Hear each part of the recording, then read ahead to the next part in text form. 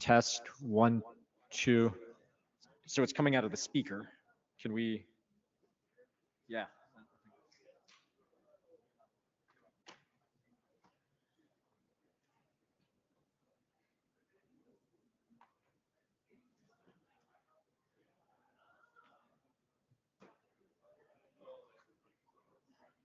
So test 1, 2.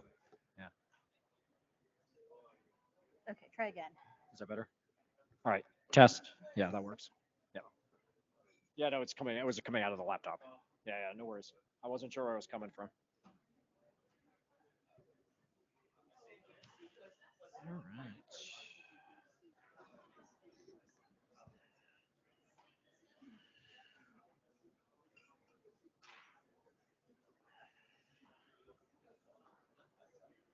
Good evening, everyone.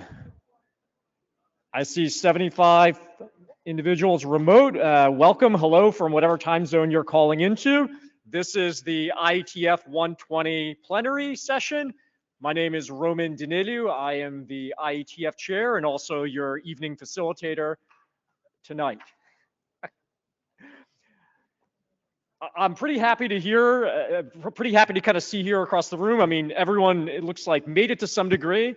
I don't know whether everyone liked the remedial homework they probably got at the airport on Friday and Saturday, as they were probably assigned. I'm sure that's what you were doing, is you were waiting around for your flight to come, reading a lot of internet drafts, and I'm hoping that resulted in lots of great productivity in the working group kind of sessions.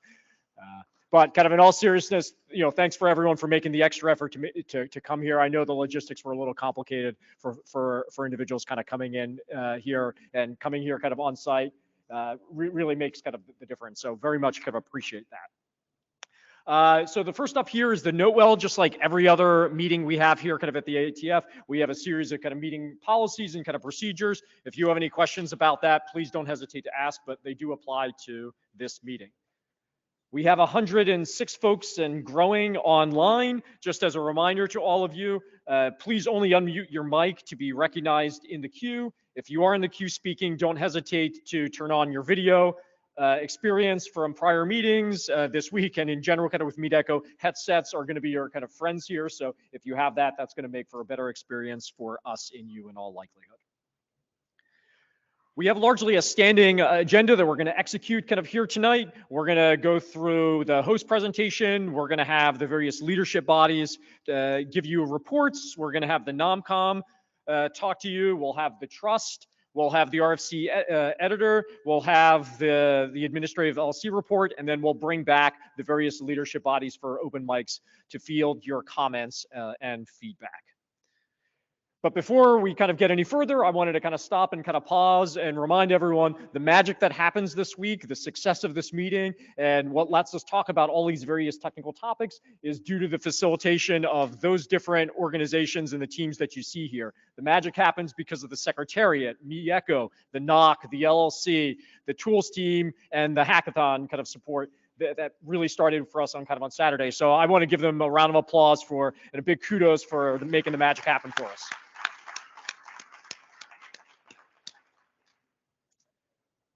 Okay, so next up, it's my pleasure to introduce Juya Wu, who's going to be giving us a recorded presentation as the host of this meeting from Huawei. He's the president of Huawei Data Communications product line and R&D. So let's tee up the video.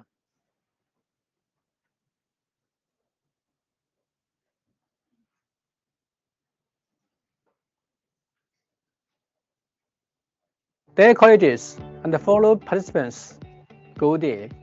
On behalf of Huawei, it's my great honor to welcome you all to the IETF 100 meeting. I would like to extend a warm welcome to all attendees and express sincere gratitude to the IETF community for your hard work and outstanding contributions. Over the years, significant advancements have been made in 5G, cloud computing, and artificial intelligence. These technologies have not only transformed industrial, but also enhanced the everyday lives of people globally. In 1994, a few Chinese together initiated connecting an academic threat to the global internet. Since then, with 30 years of increased internet availability in China, Chinese internet infrastructure has been a key part of the global internet. This innovation spans from fixed to mobile internet, from consumer to industrial applications, and from IPv4 to IPv6. Notably, IPv6 now constitutes over 64% of mobile internet traffic in China. It can be said that the IETF has played a crucial role in development of internet in China. Huawei firmly believes that open standards are fundamental to the ongoing innovation and development of the internet. The IETF, as a leading global standards organization, is pivotal in promoting interoperability and advancing cutting-edge technologies. Huawei remains committed to supporting the IETF's work and actively participating in the development and the promotion of standards. Huawei believes that the application has driven practical innovation to better enable the 5G era and digital transformation. The IETF has achieved significant milestones in developing protocols such as SIV6 performance measurements and networking slicing. This protocol ensures seamless integration, high efficiency, and reliability, enhancing not only the experience of industrial users, but also providing robust technical support for smart manufacturing, smart cities, and other vertical industries. Today, innovations in AI are creating a world of intelligent connections and interactions, presenting both opportunities and challenges. Huawei is innovating and contributing in two perspectives of innovation. Network for AI requires more reliable and differentiated experience for wide internet connection with high speed, low latency, and wide coverage for campus networks, higher throughput output, and zero blocking for data center networks, and SASE-based network security. These advancements create end-to-end computing networks and support both training and inference, efficiently transmitting computing power and accelerating AI adoption. AI for network innovations using AI to intelligently improve the network experience and the digital twin capabilities. For example, intent-driven autonomous networks powered by network operation and measurement models and digital maps can help customers improve efficiently addressing these challenges head-on. We can create networks that are more efficient, resilient, and adapting, integrating AI with existing technologies will drive future innovations, fundamentally transforming global connectivity and interaction. In tomorrow's Huawei Speaker Series during launch, Huawei will present the challenges faced in building an effective and efficient data center network for AI large language model training. And we hope the IETF community will work together to address those challenges. We are looking forward to see you here. Technological process relies on cooperation and partnerships. Huawei understands that only through close cooperation with industry partners, academic institutions, and standards bodies can we connectivity overcome technical challenges and drive the development of internet technologies. We welcome and encourage more cooperation and look forward to working with all towards innovation. Huawei has actively encouraged more Chinese industry partners to join the IETF and improve our diversification by involving more young and women in contribution to IETF. Today, 38% of Huawei's IETF participants are women, and the average age is 32 years.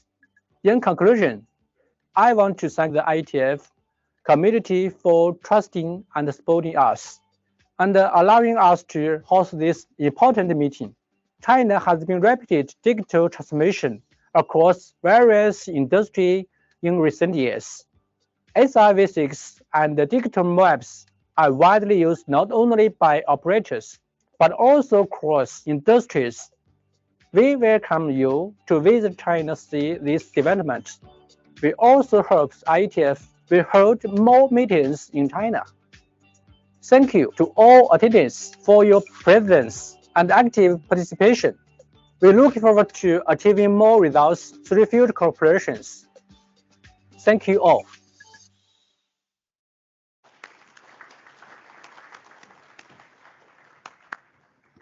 I'm heartened by the kind words of encouragement about the importance of standardization by Juya.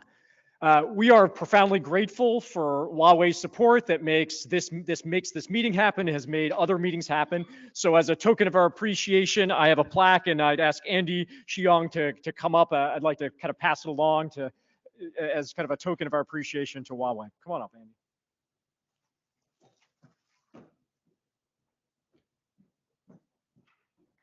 Really appreciate it. Thank you.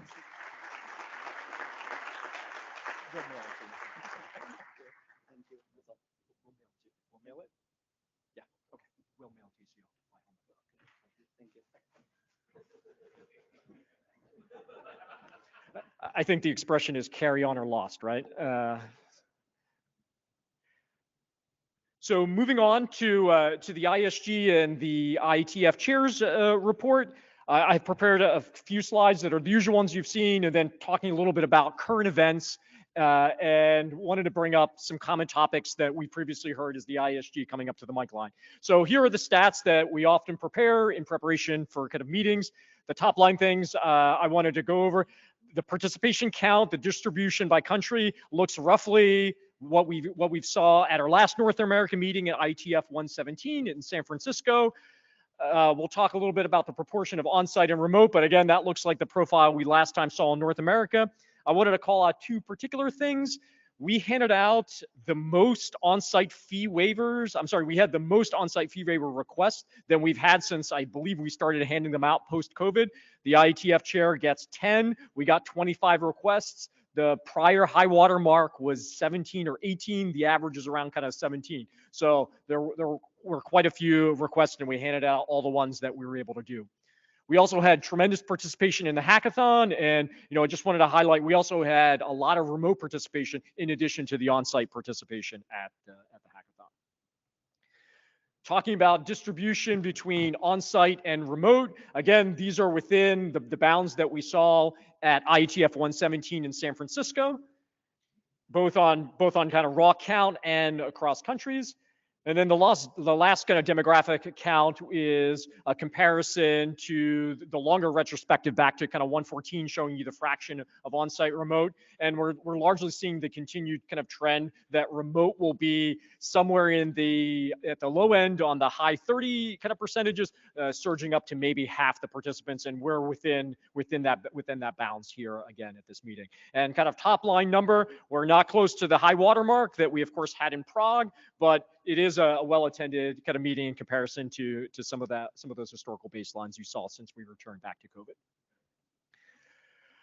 That's a little bit about the participants of today, but to really talk about the participants of the future, I wanted to highlight the IETF childcare program that we have. And this is something that's been running since IETF 14 or 15 to allow parents and guardians that have children that need to be kind of in care and need to be watched, to allow their, again, parents and guardians to fully participate in the meetings. And this is a service where you can drop them off and you realize they're kind of in good hands.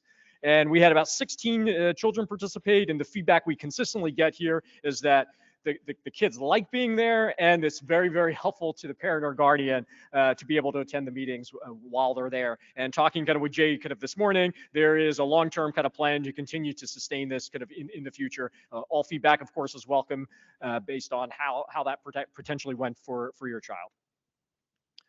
Okay, To roll up some of the stats about what the ISG has been working on, we made 3 different kind of announcements. I'm going to talk a little bit more about them, 2 around posting rights action, 1 around a community survey. We had 0 appeals since we last saw you in 119 in person, and then here are a bunch of pointers where you can get additional reports on some details about what the ISG is doing. Now, moving into current events, we need your help. So the ISG needs your feedback on how to plan IETF 125. If you have attended a meeting since IETF 114, you got a survey from the email address of qemailserver.com with the title Qualtrics Survey, IETF Survey on IETF 125 venue, with an individualized link to provide us feedback on that meeting. If you have not filled out that survey, while you have a laptop here and you're hearing me talk about facts and kind of figures and kind of stats, please pop open your laptop, search your email, and please respond to this survey. To reiterate the importance of this, the IETF LLC is in charge of doing venue selection. They have identified several candidate venues in China for IETF 125, which is March 2025.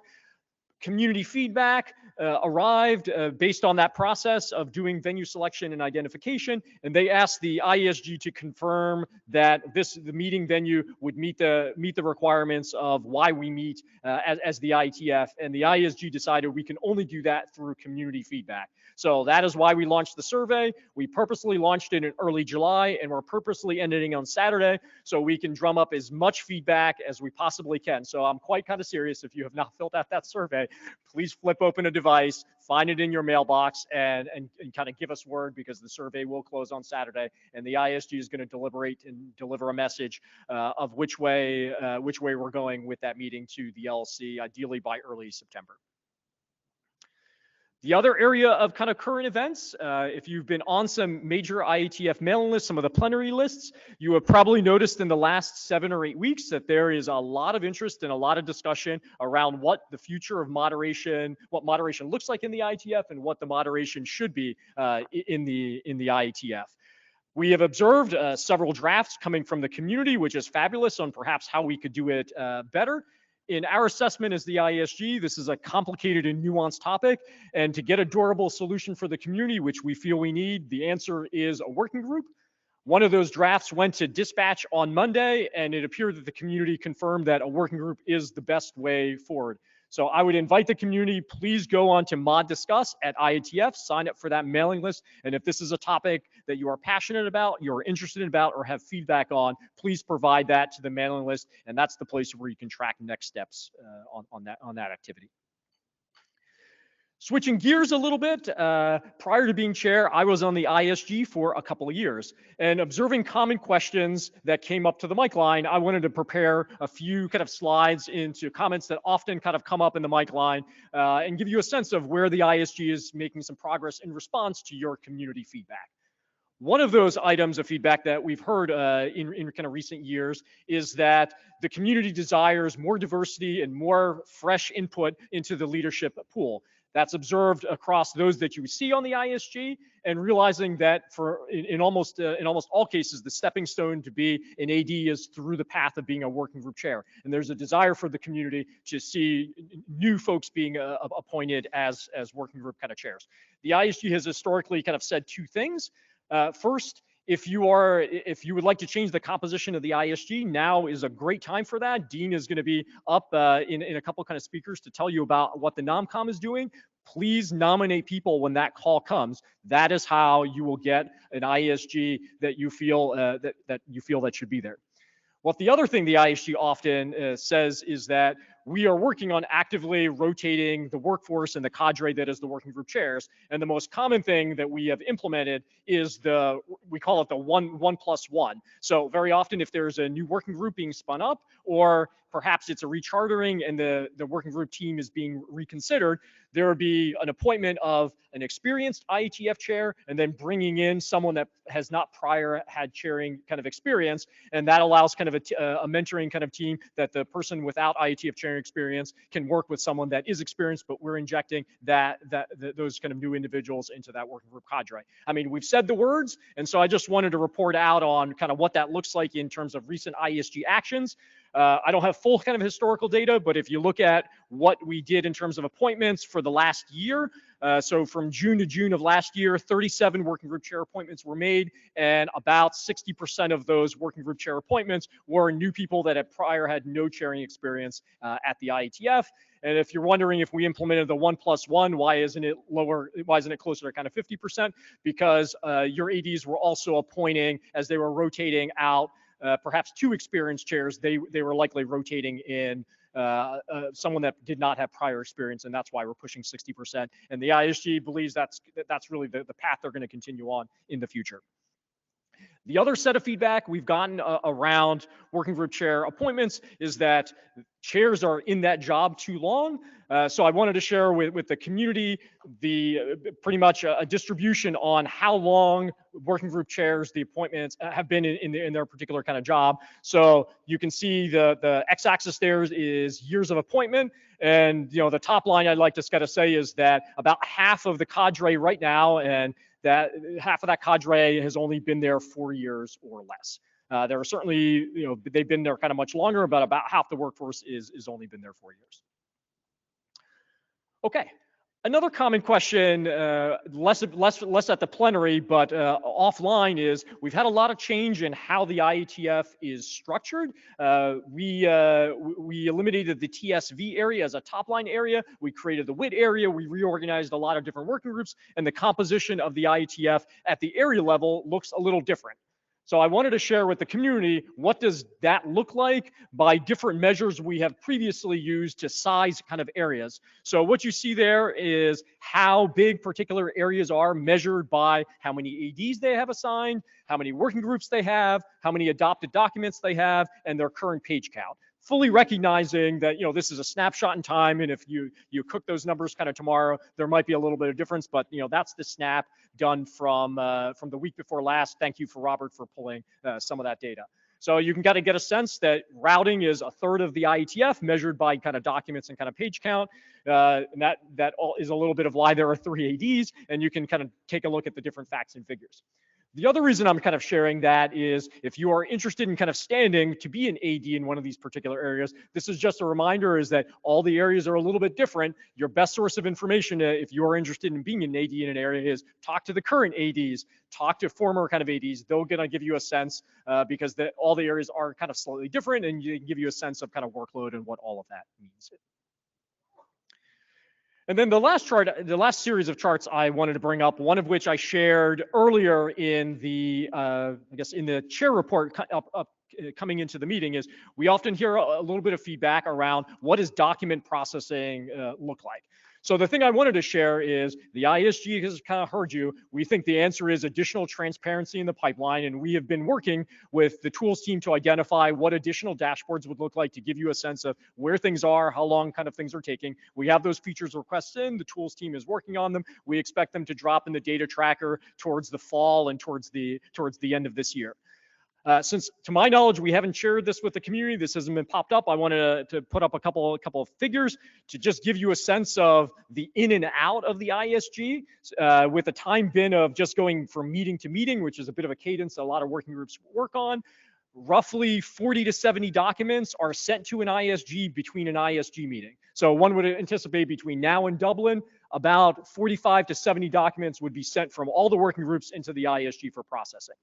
We would roughly expect, based on that historical data, that a slightly lower number than that would be popping out from the ISG, perhaps previously sent them just the last meeting, and we would be sending them to the RFC editor.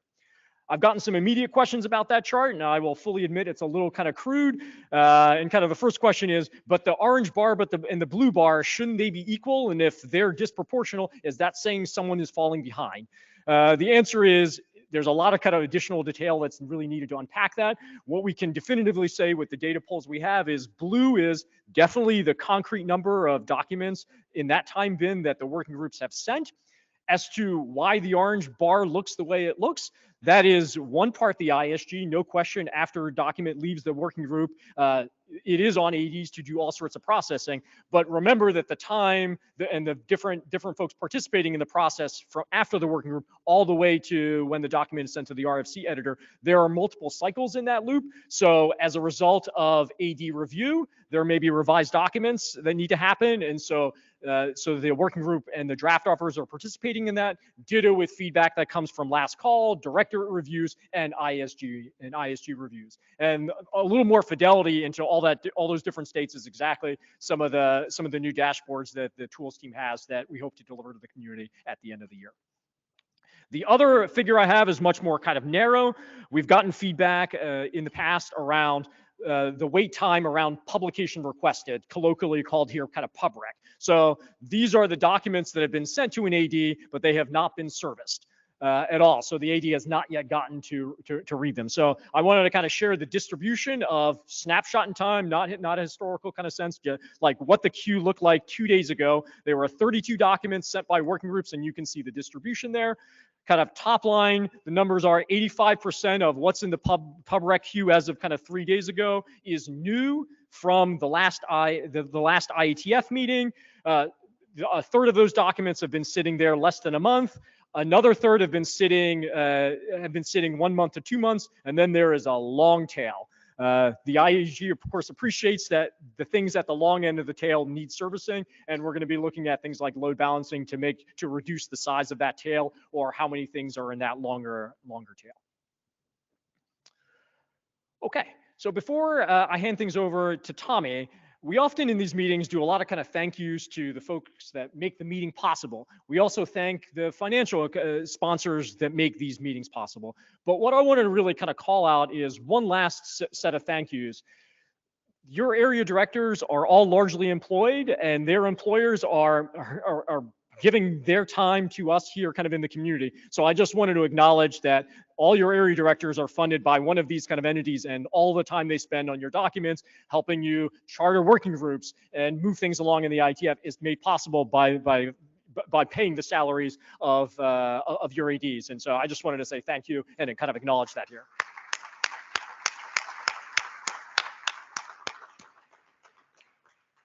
And then I turn over the floor to Tommy.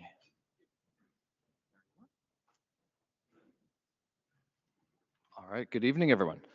So I'm Tommy Pauly, and I am the chair of the IAB, the Internet Architecture Board, and I'll just briefly take you through some of the highlights of things you should be aware of that are going on in the IAB, some things this week, and some things coming up over the next months that you may want to follow.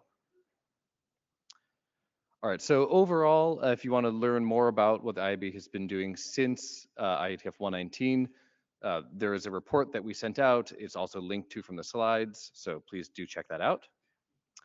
Some of the highlights coming up that I want to bring to your attention, we have a couple different workshops that are going to be happening in the next 6 months, and if these are interesting to you, please do get involved. So one is there's going to be a workshop called AI Control. This is going to be held in September. This is about how we should approach cases where content should be opted out of being scraped by AI, and we want to have a discussion between all the different stakeholders in that conversation. So the submissions for that are open now. So if this is something interesting to you, please do contribute to that. There's also another workshop that is coming up that will be near the end of the year, and papers are not open for that yet, but we are trying to give you a preview of that today. And this is going to be a kind of a look back at how network management has developed and evolved since a previous IAB workshop that was held quite a while ago to see what has happened and what is left to be done in this area. So both of these workshops, if you want to learn more about them, please do come to the IAB open meeting that's going to be tomorrow. We're going to have some in-depth sessions looking at those, and you can ask questions about them there. Another big thing, one of the responsibilities of the IAB is to do a lot of very important appointments, and one of those positions is the IRTF chair. And we've been very lucky to have Colin Perkins doing a great job of leading the IRTF, but his term is coming up, and we do need nominees for the next IRTF chair. This is for the term that is starting next March. But since this is a large role and we want a good amount of ramp up towards that, this is something where we want to get those nominations in and do the selection well ahead of March. So if you're interested in that, or if you can think of people who would be perfect for that job, please send us email and nominate them. Just covering some of the other appointments, activities that the IAB has been doing. So Tim Wazinski has been reappointed to the CCG. Pete Resnick has been reappointed as one of the chairs, the one appointed by the IAB for the RFC series working group. And we have 2 open appointments right now. One is for the ICANN Root Zone Evolution Review Committee, or RZERC. This is a position where we have our list of candidates, and the feedback period is closing today. So if you have strong opinions about who we should select for that position, write us an email right now. Please do that. The other position is a very large and important one, which is the IETF liaison to the ICANN board of directors. And nominations have been open for a while on that, and the nomination period is going to be closing this Friday.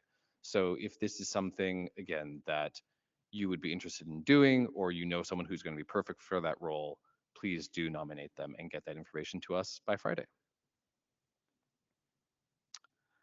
All right, lastly, I'm just going to highlight some of the activities at this meeting that the IAB is doing. So on Monday previously, and then also tomorrow afternoon, we are doing an experiment of having a new work help desk. So this is just out by registration. There are some IAB members who are going to be staffing that desk during the afternoons. If there's any questions you have about what the process is, we can help direct people to the right process for getting stuff into a BOF, etc. We also have liaison coordinator office hours. These we have usually every meeting, and these will be held tomorrow on Thursday during the lunch hour. So if you have any questions about liaisons in general or a specific liaison relationship, please do drop by, and the IAB members who are responsible for making sure that our liaisons continue to go well will be there, and we'll be happy to talk to you. As I mentioned earlier, we do have the IAB open session that's going to be tomorrow afternoon. This is a venue where we're going to highlight some of the things that we've been working on, highlight some of the workshops coming up, and we also have a great invited talk on community networks. And so if you're interested in hearing that, please come along. We also do run technical programs within the IAB. We have a meeting of the EDM program, which looks at, this time we're talking about protocol greasing and evolvability. That's going to be meeting Friday morning. So if you're up bright and early and you're not tired at all Friday morning, come along. E-Impact, our other program, is going to be having a virtual interim coming up sometime after this meeting. And the last thing I wanted to highlight is not directly a IAB activity, but I wanted to make sure people were aware. On Friday morning, in the first session slot, there's going to be a meeting, IS Open, for a discussion about and with the independent submissions editor, so you can learn more about that and also provide community feedback. One of the reasons I'm highlighting this now from the IAB perspective is that another appointment role that the IAB has is to appoint the ISE. And we would like to see a good amount of feedback from the community about what the community wants to see for the relationship between the IETF and the independent stream going forward. And I believe that's it from the IAB. So now I'll hand it over to Colin.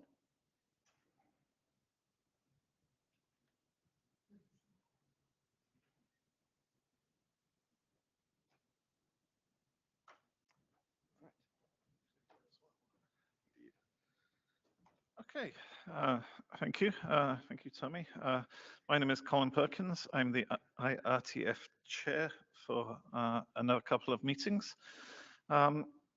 If anyone, on that subject, if anyone is interested in the role when I step down, please do come talk to me. I very happily talk to anyone about what's involved and what sort of qualifications and what the expectations around the role are. And I'm going backwards that way. So one of the things we do in addition to running the various research groups in the IETF is we run the Applied Networking Research Workshop. This is an academic workshop we organize in conjunction with ACM SIGCOMM. You'll have seen a number of people with the ANRW flares on their badges. We got a very good audience. We got a fantastic program of talks yesterday for the workshop. We had 12 fantastic full papers, 6 lightning papers, a brilliant keynote talk. If you were not there, please do watch the recordings. It was a fantastic workshop. Thank you to Ignacio Castro, I see over there, to Jayshree, who will be here somewhere, but I don't see her, and to Simone, who unfortunately couldn't make it this week, who are the organizers of the workshop. They did an excellent job, so thank you very much for your efforts. Thank you also to all the paper reviewers for the workshop. And look out for the workshop again in 2025. In addition to the workshop, we also run the Applied Networking Research Prize in conjunction with the Internet Society and with sponsorship from Comcast and NBC Universal. The prize recognizes some of the best recent results in applied networking. It recognizes interesting new ideas which are from the research community, which are potentially of relevance to the standards world. And it recognizes upcoming people that are likely to have an impact on Internet standards and technologies. I'm very pleased that we made 3 awards on Monday this week to Zhejiang for his work on improving test coverage, to Yevhenia for her work on understanding the root causes of DNS failures, and to Jasleen for her work on key transparency for encrypted messaging. Again, 3 very well-deserved awards, 3 fantastic talks in the IETF open meeting on Monday this week. All 3 of them are still here, so please do chat with them if you see them in the hallways. And again, I encourage you to read the papers and to watch the recordings of the talks. There were some excellent talks and some excellent papers there.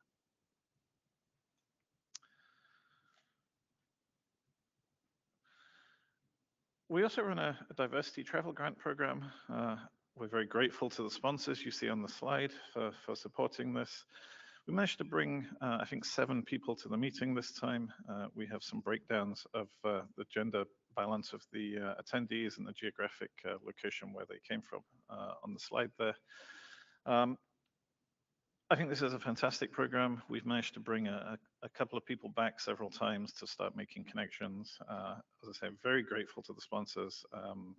If you happen to have a budget going spare and want to increase the size of this travel grant pot, please come talk to me or talk to Stephanie. And the other thing I wanted to highlight, if you've been to the IETF open meetings in the past year or so, you'll have seen this mentioned. But the other thing I wanted to highlight is that we have been developing in the IRSG a code of conduct for the IETF.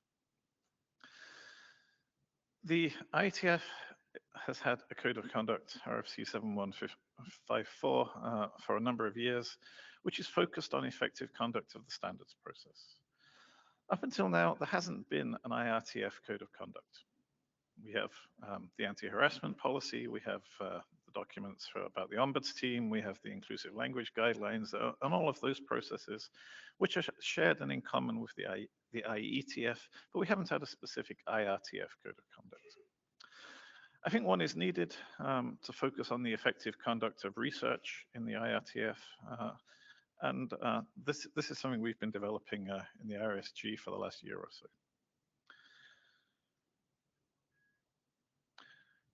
The draft Perkins IRTF Code of Conduct, currently version 03. You see it on the slide with the table of contents there.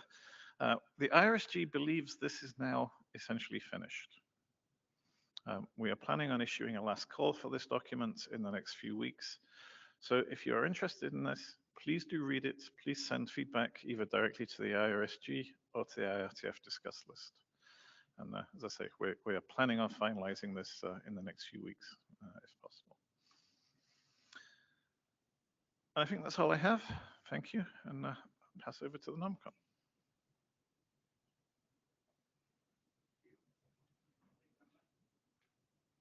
Oh, is there a question? Sorry, yes, please.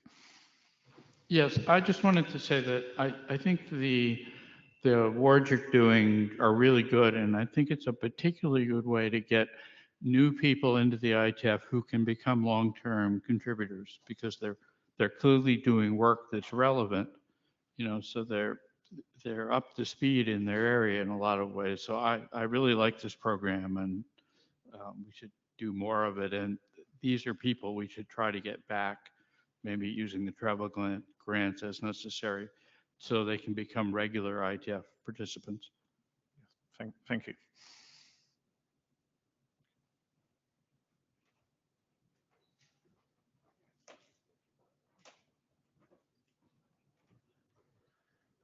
Hello, Dejan Bogdanovic, and this year, NomCom chair. Many people congratulated me and also said sorry for the next 12 months. And I'm saying fine. It's a learning process, and I have to say my first NomCom experience was quite opening, and I learned quite a lot about how the IETF is functioning. The reason for all this introduction is to try to say to people that, hey, NomCom is not that scary, and more of you should be volunteering to join as NomCom members, because it would make the future NomCom chair's job also easier.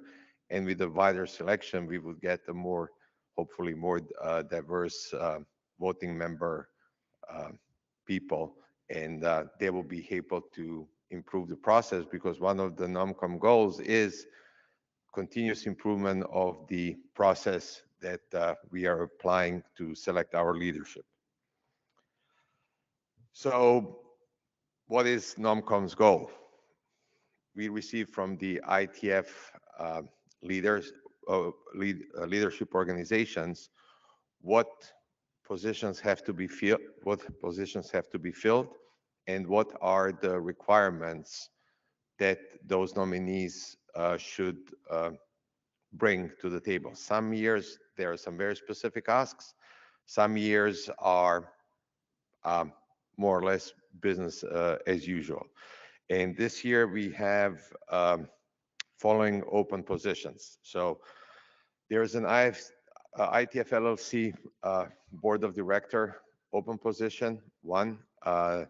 The previous member is term limited and cannot apply for it. Take a look. We will be publishing the requirements soon, and feel free to apply. There are, if you look at the IETF Trust Board, you can find out who are the members, and you can see what experience was it for them.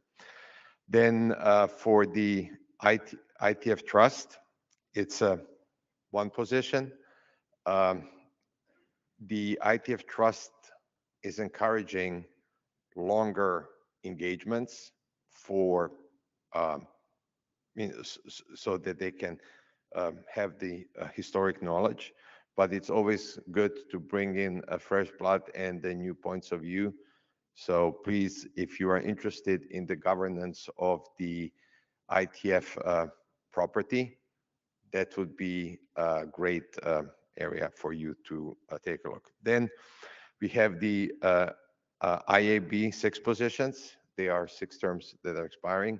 And some of our morning conversations inspired me to write an April 1st IAB RFC.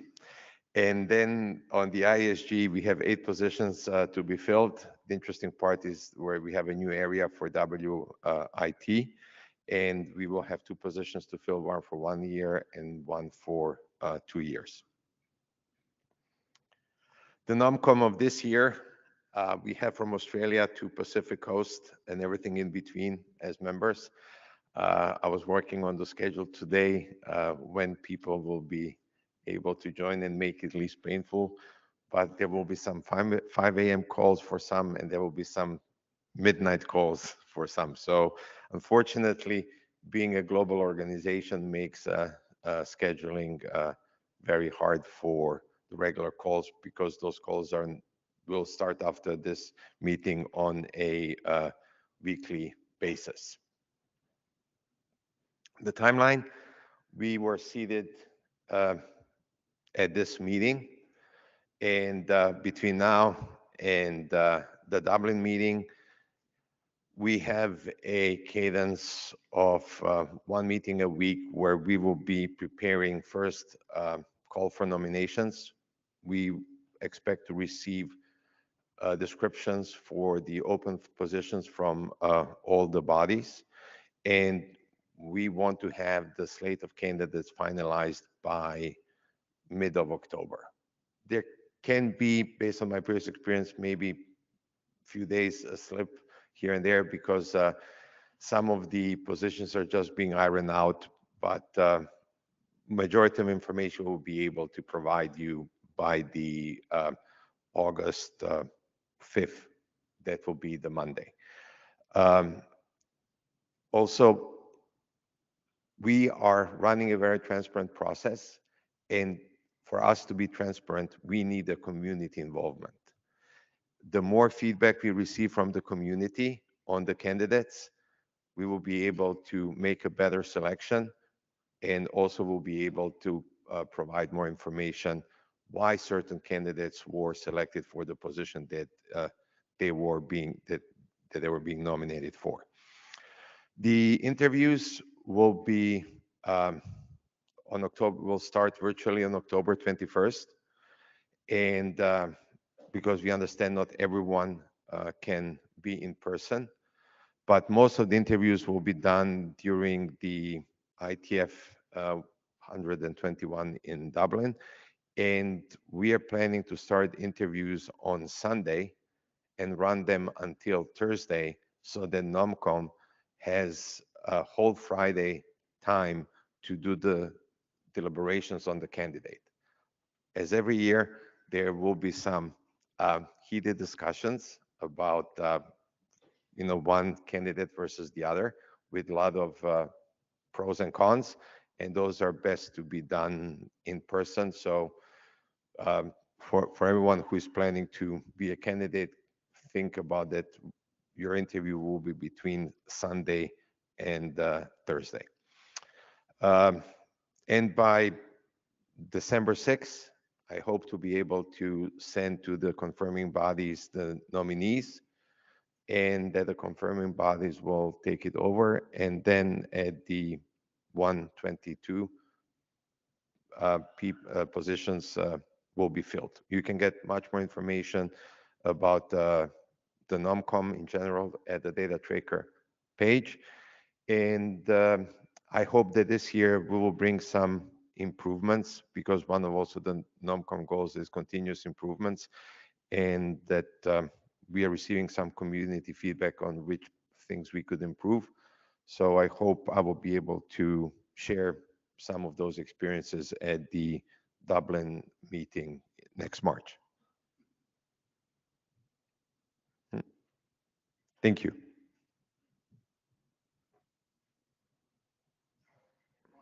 Oh, yeah.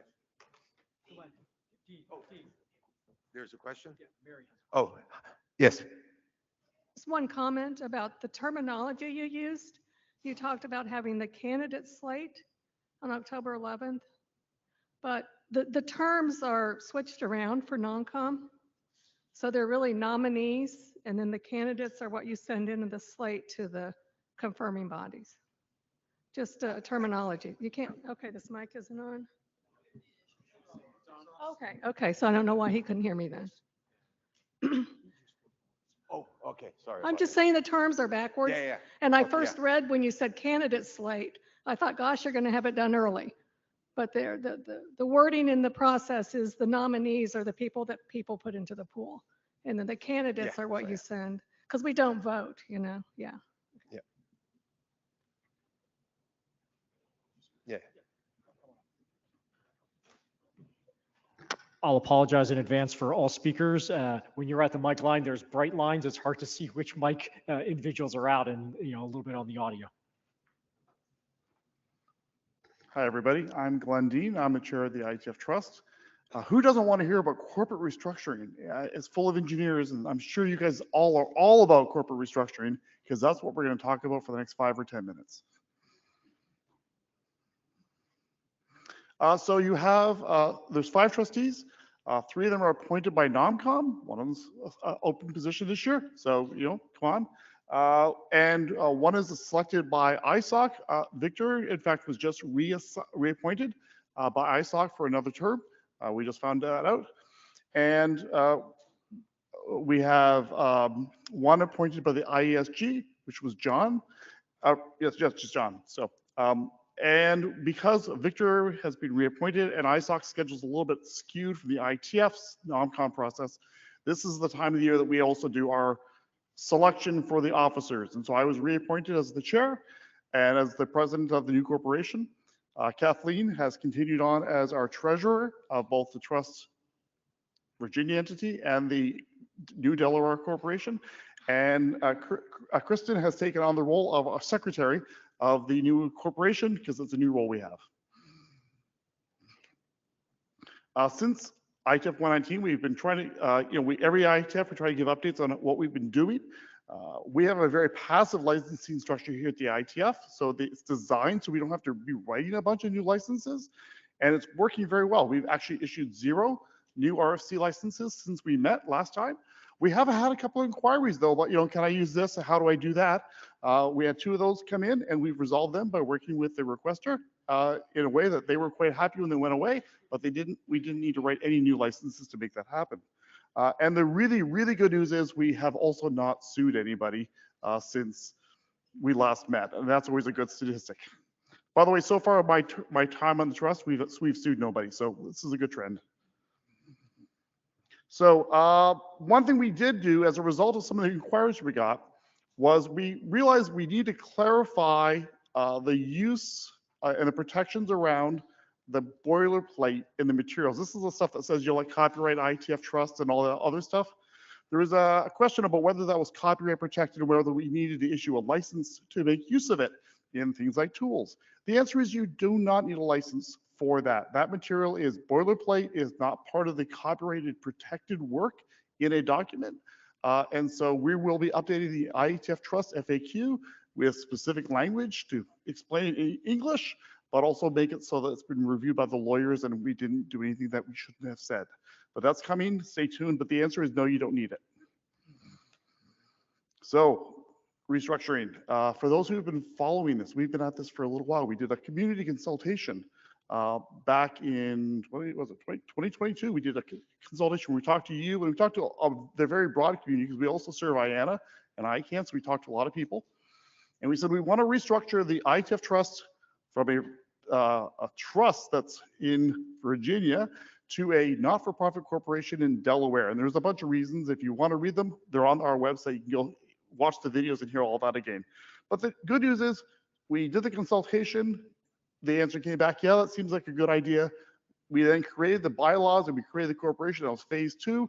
And now we're at phase 3. The phase 3 part is we spun up the new guy. We got to move the assets from the old trust over to the new corporation and then do all the final cleanup. And if you've ever moved houses, you know that final cleanup is always the hardest. So that's what we're doing right now. So we've got the trademarks transferred. We've got directors appointed to the IPMC, which is our little short form for the IETF, Intellectual Property Management Corporation. And we've sent a request over to the CCG as part of our IANA agreement, requesting their permission to move over the IANA related material. So remaining tasks ahead. We are working on doing the copyrights. These are the copyrights around RFCs and contributions when you upload things to Data Tracker. So we're working on that. We spent a lot of time this trust meeting on Tuesday talking about, so we got a plan. stay tuned. You'll hear more as it comes along, but I think we got it worked out how that's all going to come together. We need to update some IETF documents. So for instance, RFC 5378, we're going to touch that to update it to have stuff about the new corporation and not the old trust. And then we're going to have a bunch of agreements that we got with third parties. These are contracts through the years that we need to transfer over from the old entity to the new entity. So the new entity is bound by them. And then finally, we get to the big moment where we shut down the current Delaware, or the current Virginia trust and make it go away. And so we've got a plan for that. We just got to get all that cleanup done and the last stuff out of the house, that final run, and then get it done. We had hoped to get all that done before this meeting. We did not make it.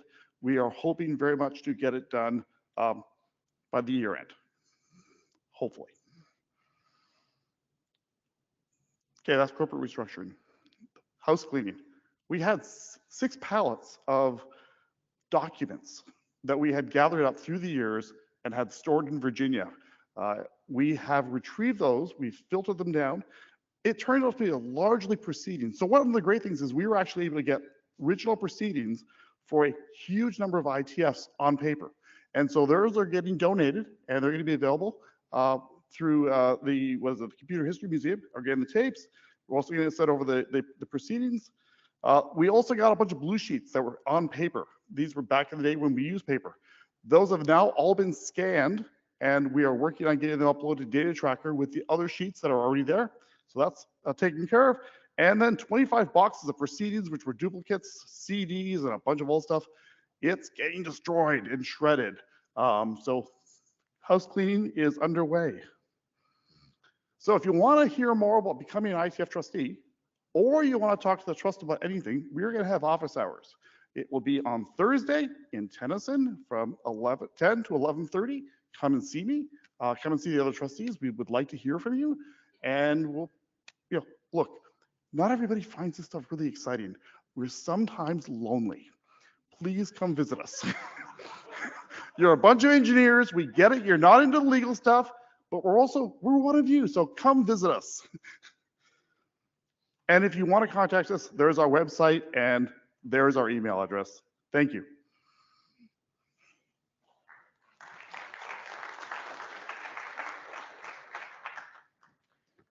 Jay, you're up for the IETF Administration LLC.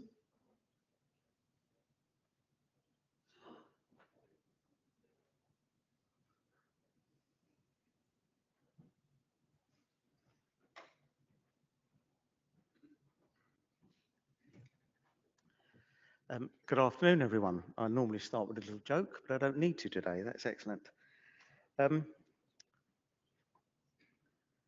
My name's Jay Daly. I'm the IETF Executive Director, and this is the part where we do a lot of applause for the people who support the IETF so much. So first of all, can we give a big thank you, please, to Huawei, who are the host for IETF 120.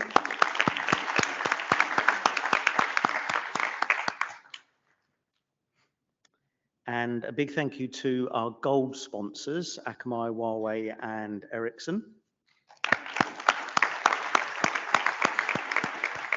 For those of you that don't know, we have 4 values-based sponsorships: diversity and inclusion, running code, sustainability, and open internet.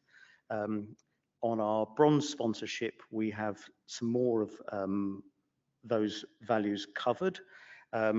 Under diversity and inclusion, we have Comcast, ICANN, NBC Universal, and VeriSign. And under running code, we have CNNIC, ICANN. And then under open internet, we have the ENIC. So thank you to all of those as well.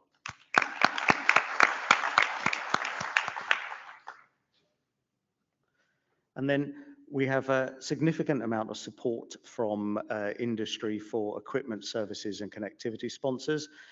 For this meeting, for example, the connectivity is sponsored by TELUS with a 10 gig link into us here. And we have a number of companies shown here who have been donating either products or other services to us for many years. So thank you to them as well.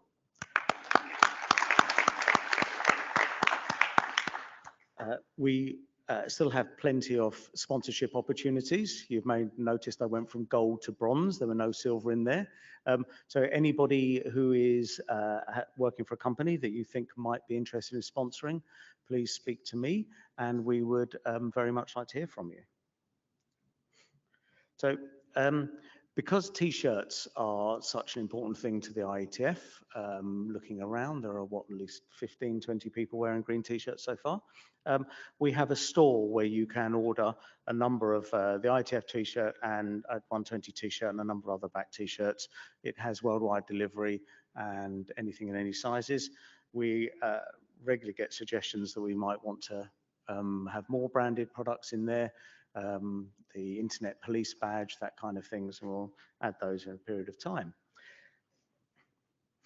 So at the IETF meeting, we have a significant number of volunteers, and well, everybody, of course, is a volunteer, but we have a number of volunteers who help with many of the things behind the scenes. So the Code Sprint, which is where a large number of volunteers work on data tracker, takes place on the Saturday, and then we have the knock running throughout the week where the volunteers operate the network that you're all using now instead of listening to me. So thank you very much to all those people and their employers for helping sponsor them.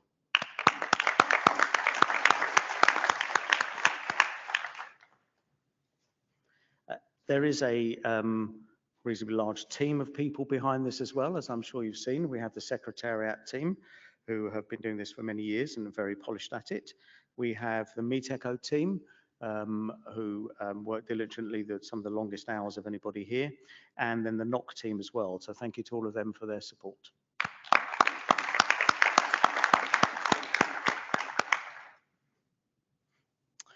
This is the IETF LLC current staffing. It does tend to change every now and again. We have a new developer on the bottom. Cue the normal comments about building empires. These are, again, another technical person working on data tracker and other tools. We are, as you may have noticed, quite geographically diverse, with quite a few of us based in New Zealand for some reason. Right. So these companies here are the ones that make a long-term commitment to the IETF financially. They're the ones that generally give us a 6 or 9 year agreement. And the global hosts are the ones that, as part of that, host a meeting once every 3 years. And then the global supporters are those who just make it a straight donation to us to help support us in that way. So these are the ones that really, really help us financially. So thank you very much to all of these corporations.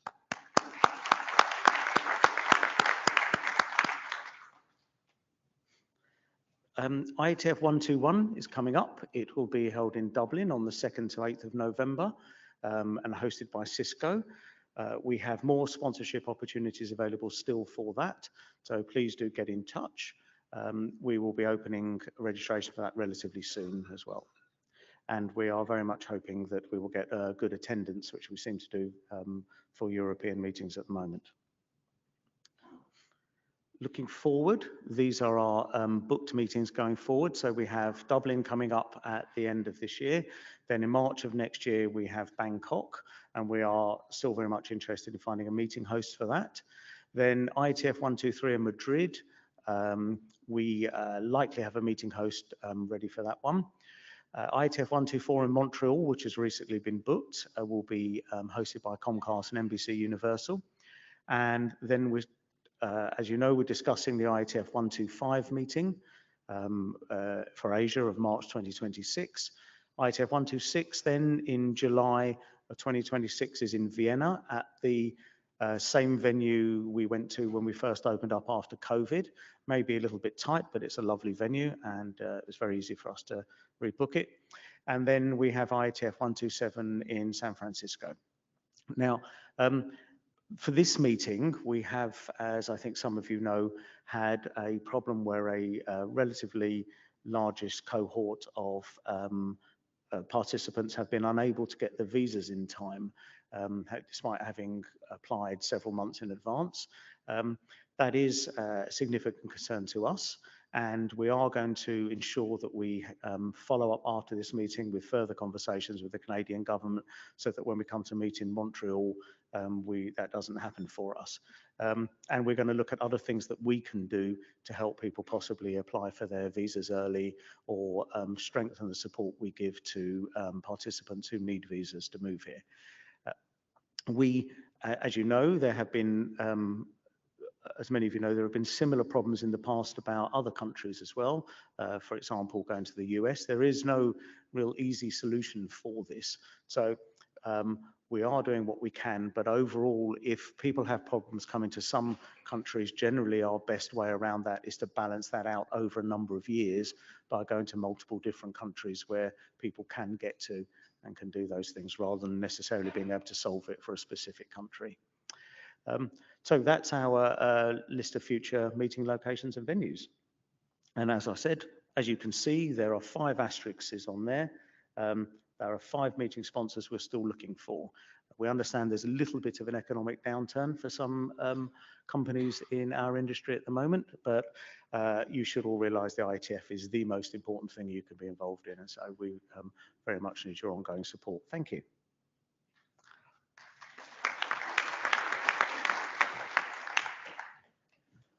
Great, thank you. I'm Jason Livingood, the board chair of the IETF LLC, and I'll give our update. So first up, these are the board members. Nothing new here since our last meeting. Obviously Roman here at the front, Miriam, who's over on the side with a lovely mask, and Sean here. And Shauna is also at the meeting. I don't think she's in the plenary though. I think she had a conflict today, but we actually had everybody here, which was great. I should clarify that Sean and Shauna are not related in any way. And if they were, I would want to have a word with their parents for the dreadful naming that would have occurred there. So, but anyway, and you know, really look at the beard. It's nothing, the hair is in the wrong spot, you know, but so we've got some upcoming board meetings, the standing schedule. We typically have very light attendance from outside observers. So if there is any issue that you'd like to talk about, please feel free to join. And if you're not able to make the time, you know, just send us a message with, you know, what you're interested in speaking with, and we'll sort something out. This is an update on our fiscal year operating budget for 2024. So this is as of end of May. So, you know, lagging a little bit from where we are today. On the revenue side, you can see under the first bullet for notes, we have a slight variance on revenue. We're a little bit under because of a lack of sponsorship revenue that we had expected for the last meeting. And then the second bullet, you know, which is really the investments part on the bottom, you know, it's exceeded budget expectations. This is largely because of, you know, what the market's doing broadly. And as is our practice, we split out investments because we don't really control that to the extent that we control the top parts. And then the last bullet, I should really recognize Debbie Sasser, who is in the back here, if you can wave. She's our Director of Finance. Is this your first meeting that you've come to? Second meeting? Okay, so second meeting. She's done a fantastic job of working with our accountants and getting them really on track.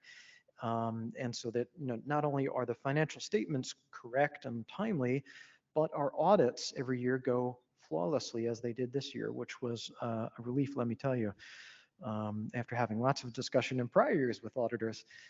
So thank you very much, Debbie. Appreciate your hard work there.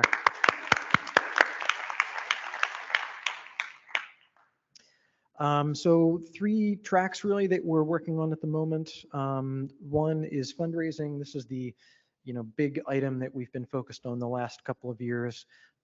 We've got a bunch of very promising leads at the moment that we're working on, and Jay's been on point with others on that, so that's important. Succession planning, we've been working on that as well. We sent a message about that, I don't know, I feel like 2 or 3 weeks ago, because both Sean and I are term limited, and we've both been on since the beginning of the board, so we thought it was kind of important to make sure we figured out a way to transition all of that working knowledge, if you will. And then the last point, which is new, which is another IASA 2 review. So when IASA 2 was completed, In those documents, it said that after 3 years, we would do a review and see if there were things that should be tweaked, adjusted, and so on the working theory that instead of waiting every 10 years to do a review and doing a big change, that we would like to have smaller, more iterative changes.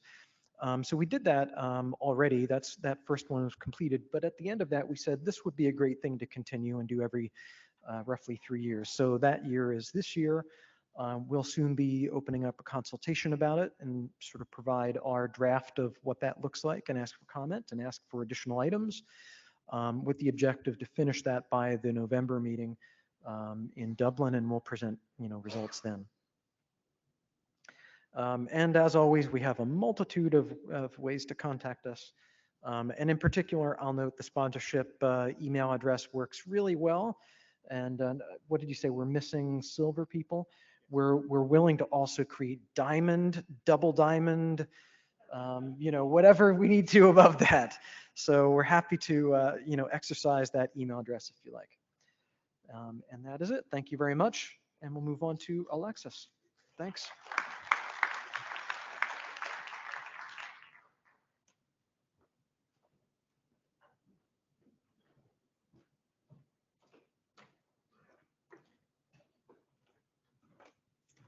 Hello, everybody. I'm Alexis Rossi. I am the RFC Series Consulting Editor. And I just had a few quick things that I wanted to update people on. This is the one and only slide, so it'll be quick. The first thing that I work on is trying to make sure RFCs live for a very long time.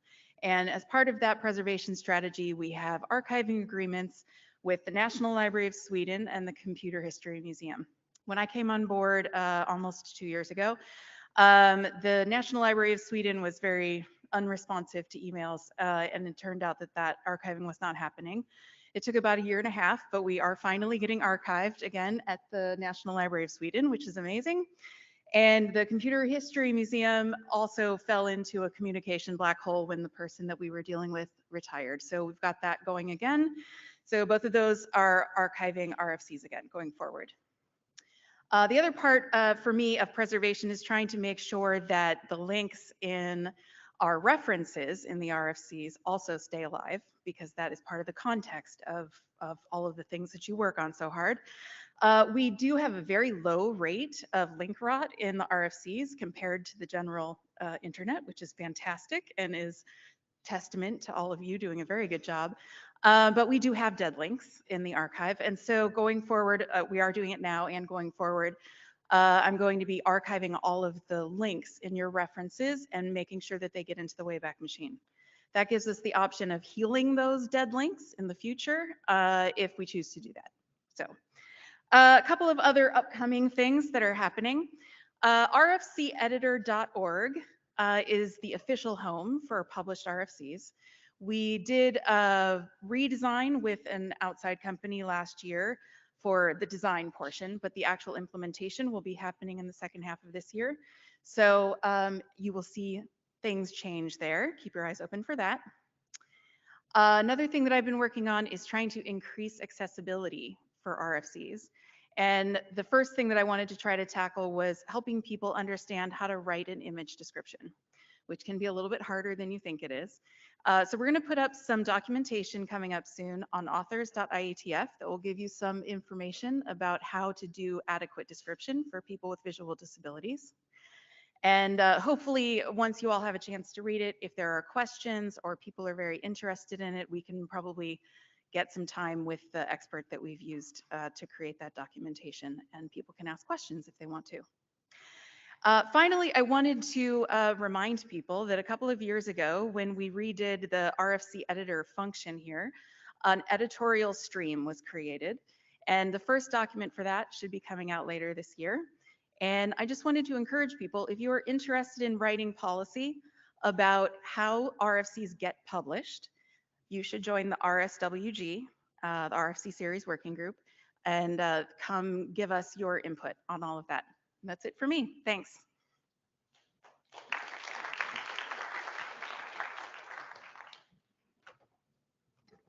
Okay, so this brings us to open mic. So I would ask the ISG to come on up and sit at the table. And while they are shuffling up, I think there's probably some folks here who that have not yet completed the survey for IETF 125. So please search your mailbox and complete that survey. That's not going to get old as we continue to shovel here this evening. You're sitting here? No, I'm standing. Okay. I was just taking them out of the way. And Francesca, yeah, hello. For all the remote ISG, if you could turn on your videos, that would be super. John, Jim. Okay, we're gonna introduce each other alphabetically and we'll start remote first. Alphabetically by first name remote, Francesca. Francesca Palombini with AD. Jim Guichard, Routing AD. John Scudder, Routing Area Director. Eric, can I get you to start at the end there?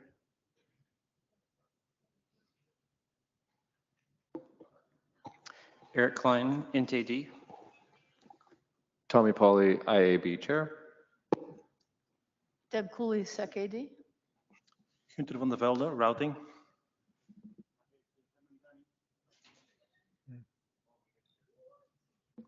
Oh, there you go. Oh, there you go. Mahesh Jethanandani, Ops AD. Ori Steele, RAD. Warren Kamari, the real Ops AD. Murray Kucherawi, Art AD. Roman Danilou, Gen AD. No, it's hot. It's hot. Erik Wijk, Int AD. Paul Valkos, Security AD. Jahid John Sharkar, Wait AD. Okay, so that's your ISG. Let's get the queue started. Barry, you're first up. This is Barry Leba. I want to talk about, I want to talk about Warren being an eggplant, but apart from that, I want to talk about the blue and orange lines, bars. Yeah, I mean, documents go through the area directors. The area directors are busy people. They don't always get to things immediately. Gets back to the authors. The authors have to make changes. The authors are very busy people. They don't always get to things quickly. The working group chairs maybe don't, and et cetera, et cetera. So this kind of goes with something I've been pushing for a long time, that there's this thing called a document shepherd who should be doing more than just writing up the shepherd write-up. And most of the time, we limit our shepherding to writing up the shepherd write-up and then go back to drinking beer and being an eggplant. So for years, I've been suggesting that the document shepherds should be more active and be bugging people and poking and saying, this document's been sitting around in this state for a while. It needs an update, it needs a review, it needs this, it needs that, and keep following it through, because you're one person with one document. You have a little bit more time than the rest of us eggplants. So that's all. A good reminder that the document shepherds could be helping us more. Great. Thank you, Barry. Oh, sorry, I didn't see. Yes, Warren. A, for the record, sunflower. And it's also got a bumblebee. And B, it's actually really helpful if sort of participants volunteer to be document shepherds. It's a really good way to get some experience sort of and learn what being chair is like. It also gets an extra set of eyes on the document. So please volunteer to document shepherd things. Anyone else? Okay, Rich. Yeah, thanks. Thank you very much for the slew of numbers you did in your introductory slides. I wondered if you considered the fact, if you think that there are working group chairs who have been in place for more than a decade, if that's a problem, and if so, do you have any plans to address that issue? Yeah, we're in early stages in pulling kind of some of that data and kind of going through what the implications are. We've been kind of focusing on the front end. We are in preliminary conversations about what to do in the back end. And in the early conversations we've had and kind of looking at, it's really on a case by case basis. And so at this point, kind of the ADs are thinking through really on a per person kind of basis, what makes sense in those positions. And that's Okay. the deep dive we're doing. Thanks. Any other kind of comments? Sure.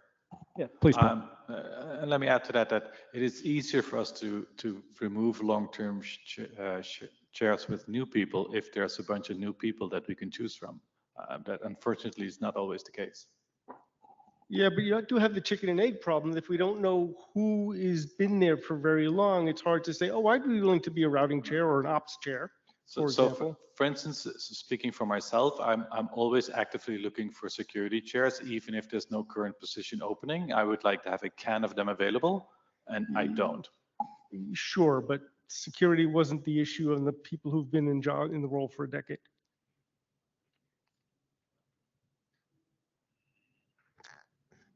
Adrian. Oh, sorry, Warren. I'm going to keep scanning now. How's it? Yeah. I mean, also, I mean, that's a good point. Something which we've also done in some areas and working groups is actually sent out like Google Forms or similar, being like, if you might be willing to chair, please put your name in here and select, you know, this working group, which working groups you might be interested in, to try and sort of at least start getting the pipeline running. But yeah, good point. I'm going to do back, forth, back, forth. Okay. Adrian. Hi, Adrian Farrell. I wanted to thank you for calling out the Ombuds team in your report.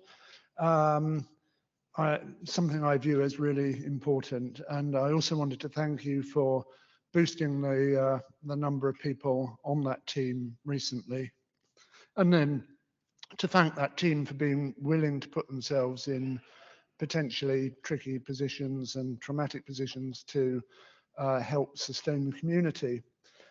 RFC 7776 is now 8 years old. One of the things it says is the Ombuds team is responsible for devising and documenting their operating practices. These practices must be discussed with the ISG and published in a publicly visible place, such as on the IETF website. And it was understandable that in the first couple of years, the processes weren't written up because they were being developed, and it's a self-organizing team. But what I'd like to do is ask you to put a bit of pressure on them now to get those processes properly published. Adrian, your point is well taken. Like you said, it's been 8 years. I've already spoken, I've begun my conversation with the Ombuds team, realizing they have a tremendous amount of kind of independence from me and the ISG. I'll let, if anyone from the Ombuds team wants to come up and kind of say something at the mic, we've already kind of talked about working on that. And I'll let Pete talk through that because we already had this chat. Funny you should mention it, Adrian. So yes, we are very much aware of this, and we agree it is something we need to do. Part of, it was the spin up, but part of it is also 7776 is quite prescriptive on the things we need to do. So the number of things we have to document is likely to be short. That all said, we have a nice new crop of people, and we are doing onboarding training. We are, I believe, going to pull it off first or so week of September. Once we get everybody onboarded and trained up, we are using that moment to sit down, write up what we currently do, make changes to what we think now we really should do, and get those to the ISG and the public. So hopefully you should see those well before the next IETF meeting. Lovely, thank you. Thanks for that update, Pete. Wes.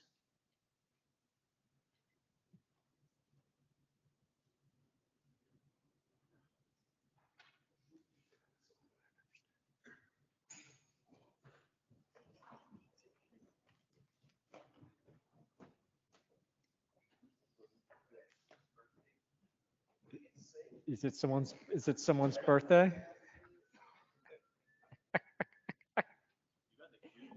Is it someone's birthday? Clearly, privacy is dead. Yeah, clearly. All right. Happy birthday, Paul. Okay. Wes is done. Carolina, Hi, can you hear me? we can. Yes, okay. So yeah, since Adrian brought the question of the ombuds team, I want to take it up and say a few words. So I believe in your update, you had a point about the peer action. I just wanted to flag to the community that at the Sisters Group, we had a conversation during the networking breakfast on Monday about that incident. We were very happy to have a member of the, well, it was actually Pete, come to the meeting to speak about the work of the ombuds team to the group. And we also had sort of a bit of a discussion internally as well about the incident. I personally would like to say that, to me, it's a reminder that it's, very important to sort of continue doing the work that we're doing around diversity at IETF and gender diversity in particular. And I say this, perhaps on a personal capacity. And we're also sort of discussing some ideas with the group in terms of, what we can sort of, contribute to the IETF as a community to sort of take things forward. So be on the lookout for future sort of initiatives coming from the group. So I just wanted to flag that to the community really while I have the opportunity. Thank you. Perfect. Thanks for your leadership and thanks for bringing that feedback to us in the community. Jen. Jen Linkova. First of all, I apologize. I talked to some of area directors about this, and some of them told me it's impossible, but I was advised to say it at the plenary. As someone who sent a number of documents your way recently and going to send more, we are here for that, right? So I'm trying to make sure that all your comments are addressed before the telechat, which creates a problem because if I don't know when those comments stop coming, like half an hour before the telechat, hour before the telechat, sometimes it's easy for me to stay awake until the telechat, sometimes it's not, depending on the time zone. So would you consider maybe to set, I don't know, 24 hours deadline for reviewing the documents before the telechat, or make a fake telechat date 24 hours before? So we have 24 hours to address all your comments and everything will be perfect by the telechat time. I'm not sure if I fully understood the proposal. So it's about setting a timer by which director reviews are. Ideally, yes. So all comments and reviews, if it's possible, could be done 24 hours before the telechat. So authors have 24 hours to address them. Because if I'm getting a comment 2 hours before the telechat, I might be already asleep. Got it. So the request is that right now, AD's ballot up to literally the minute that the telechat starts. And so instead of having the deadline, I'm not sure what the UTC time, I'll speak about my local time, 10 o'clock, 10 a.m. on Thursday, you're saying the AD should ballot 24 hours, so a day early to provide that. I think we can kind of take that feedback. I think we'd have to discuss how to adjudicate that and what to do with that. That would, yeah, I mean, there's a lot of implications as, I'll speak for myself as someone that kind of ballots. There's a lot of implications kind of on that. So you need I'll to look say left what and you... right. Well, I think Eric was a talking quick first, one. so I'll go Eric Zahed. When you say we need to discuss this, was it uppercase or lowercase? It was uppercase, all caps, right? That's the way it gets issued. Zahed. Are you guys sharing the cake down there? Yeah, so I mean, I don't think there's an expectation like you need to address all the AD comments before the telechat. I think that's not the expectation from any of us or any of the IGs. So you have time. I understand that would be really good, but also like, I think for me, sometimes my day job overwhelms my telechat reviewing time. So sometimes I actually do it. And as far as I understand, like during the meeting, we can, before the approval or like at a certain state of this document, we can actually comment. We can update comments and all these things. So I think that's the liberty or that's the like advantage for us when you're commenting, because sometimes we comment, other edits comment, and then I figured it, oh, I should have thought about that one. That's missing. So during the, I mean, I think that's the point of the telechat, having like discuss, the edits discuss and put some comments in it. So I don't think like it would be a good idea to set a time, but we can definitely discuss those things. Thank you. Yeah, just to add to And that. then I John mean, wanted to I feel like, respond as well. yeah, I feel like I've heard, a similar comments to Jen's enough times to realize that, despite the fact that what Zayed says is right, we're kind of violating, at least for some participants, the principle of least surprise by balloting up until the 11th hour. And yeah, as Roman said, we need to discuss it because there's various consequences to changing those procedures, but I think we should at least consider it. So thank you for the suggestion. Warren? Yeah, I mean, I do think we can try and be better at that. I know that I'm always trying to have all my balloting done by the Monday, but I usually find myself on Wednesday night at like 11 p.m. desperately trying to get the last done. I had a look recently, there's around 300, average is around 320 pages per telechat. That's spread over 2 weeks. So, it's 100 and, I can't do the math on the stage, but 100 and something pages. It's often hard to get them done. We could do telechats every 3 weeks instead. That would be nice. But yeah, I mean, I do understand it is annoying. It is also sometimes tricky when you get documents that change like the day before the telechat to quickly go through and make sure that the changes have, addressed your comments. But yep, we can try to do better. Scanning right, scanning left.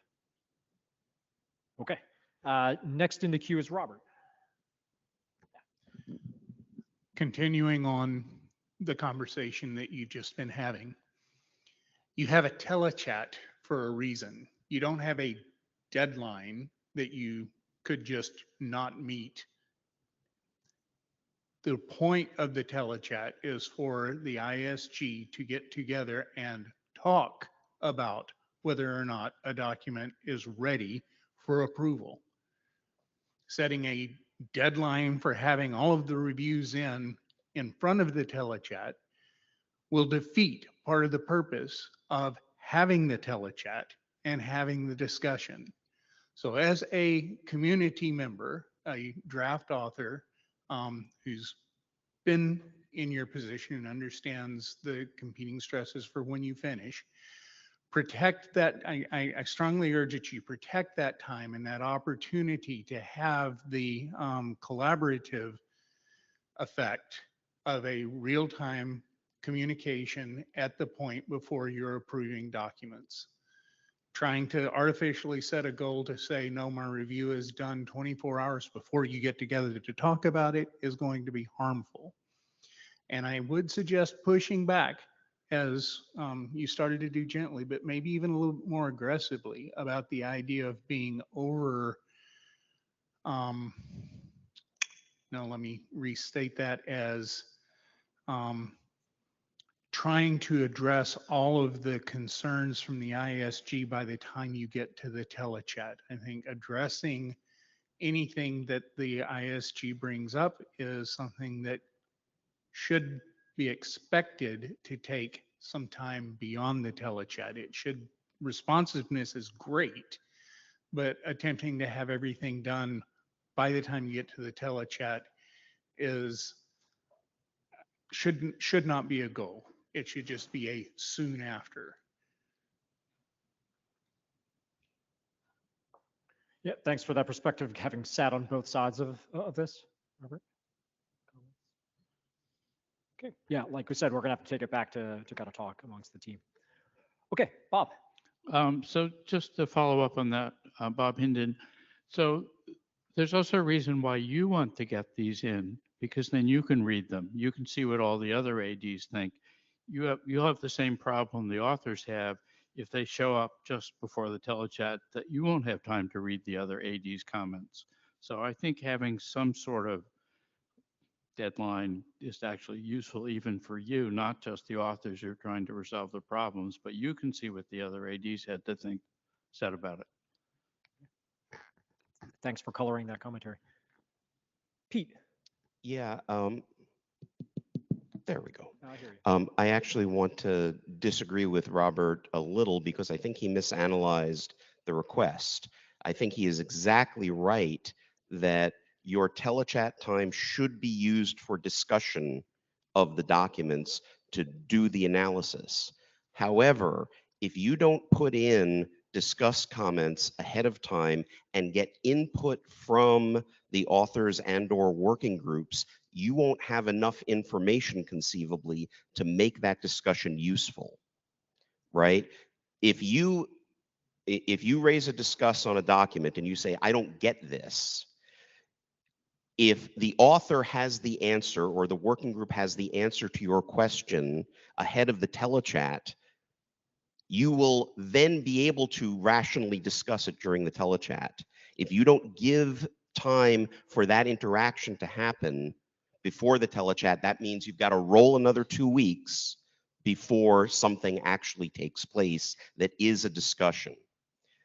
I'm not saying that this is going to work every time, but I think that goal of getting those comments in so that you can get responses before the telechat is really ideal. I don't know if the deadline would make sense, but I think it's a goal. Yeah, thanks for that feedback. I mean, again, the ISG is going to have to come back to think about it. What I haven't heard anyone mention, as the community is giving us feedback on this, if we have a hard deadline at some point earlier than the actual kind of meeting date, that would probably mean that we have to move the date that we put things on the agenda. So that would close the window that the documents would need to be ready earlier before the telechat, and that also creates additional kind of dynamics. So all things we'll have to talk about. Thanks. Okay, I'm scanning left. Can I say one thing? So Yeah, please, Deb. So you don't have to wait 2 weeks though, right? So once you've made the discuss on the document and you've had the telechat, you clear the discusses and off you move. You don't have to come back to the telechat. Like you don't have to wait 2 weeks. You could clear the discusses on Friday after the telechat and off you would go. Right? Okay. Again, anyone else from the SG? No. Okay, so I see the queue is drained. I'm going to wait 1 or 2 seconds because I know folks are searching their email to complete the survey, which is great. I appreciate that attention. All right, so that is it for the ISG. We will now move to the IAB. And again, everyone's looking to complete the survey because there's a little bit of time.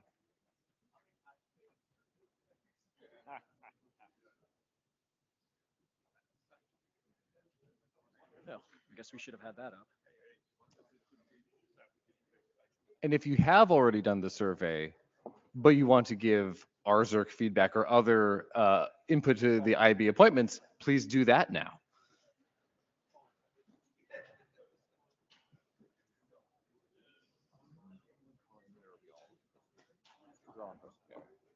Report that stat. Yes. So we just got a real-time stat. 30 people have filled the survey out since I've been prompting them. Maybe if I keep saying it, we can get that, we can get that to 60. This is like a fundraising challenge. We can get a kind of thermometer up here. What do we get when we hit tote bags? Tote bags. You heard it here first, everyone. These lovely bottles of water, reusable. All right. Okay, so we're going to start the IB open mic session. We'll quickly introduce everyone and let's start down on the left, my left. Chris Wood, IB. David Skenazy. Colin Jennings.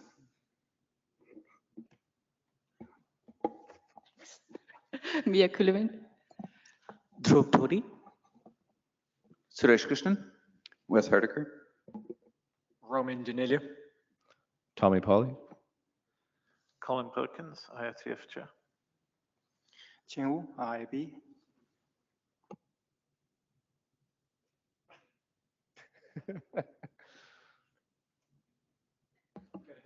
Works.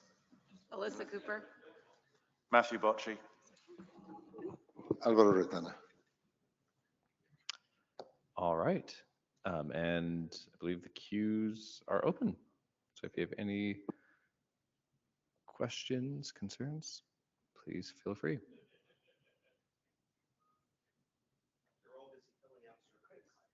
I appreciate that. Thank you. Thank you for filling out the survey, everybody.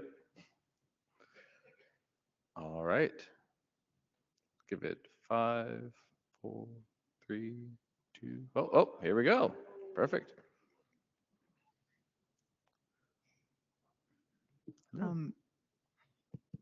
Hello, is it working? Yeah, you're good. I was going to ask this question in Prague, but you all left the stage so fast.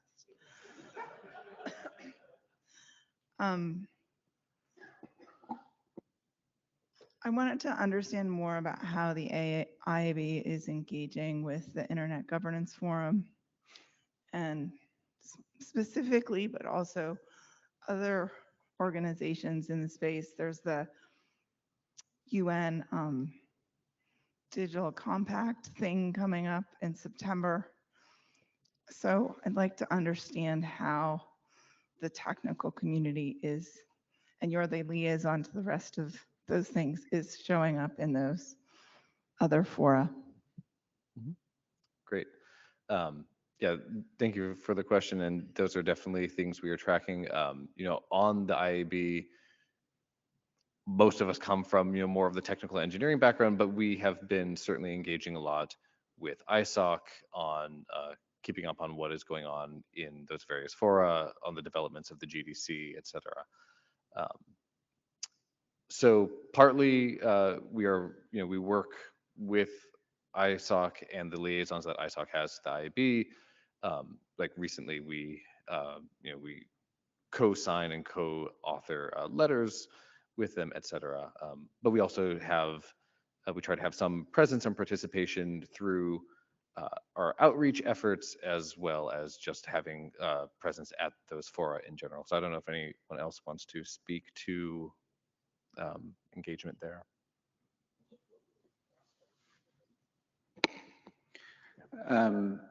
So one thing to note is that there's a lot of back channel that I don't think that is super visible, because there's a lot of conversations happening between multiple standards organizations or organizations in general that all consider themselves part of or have some implementation of the multi-stakeholder process. Full disclosure, I'm also on the ICANN board, but I don't speak for them. But the ICANN and the IETF actually communicate a lot, as does a number of other.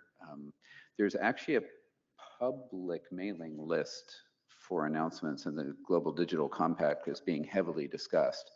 Unfortunately, that discussion by the people that can actually author it happens behind closed doors. So we have to submit comments as a mechanism for dealing with that particular issue. But it's of concern to a very large body of people that are all worried that the technical community won't have the same influence that we do, or that there will be regulations imposed upon us. And so there's many organizations that are trying to influence that in various positive ways on our side. What's the mailing list where the discussion's happening again? The list. What's the name of the list? I need to I need to look it up. It's like no. Let's see who can search the fastest. Give us a second. It's an ICANN Global Digital Compact list. I will also point out that a number of IAB members were. I can provide an answer to that. It's the WSIS 20 mailing list, and it's about the WSIS process, not just the GDC. Sorry, was that heard? So it's the WSIS 20 mailing list, and it's not just about the GDC, it's about the WSIS plus 20 process more broadly. But there's great information on everything that's been happening around the GDC in there. So that's a great resource. Yeah, and there's many global events that are happening all near the same time. NetMundial plus 10 just ended, but it's WSIS 20, and it's an ICANN mailing list that I believe everybody can subscribe to. There were also a number of IAB members at the last IGF in Kyoto, so we're definitely engaging. All right. Anything else on that topic? Okay. Andrew. Hi, Andrew Camping. Just really following up on that, since Colin mentioned that there was a presence at the IGF in Kyoto, which was fantastic. Is there a plan to replicate that at Riyadh this December? Because I think it's great to see involvement with the wider multi-stakeholder community.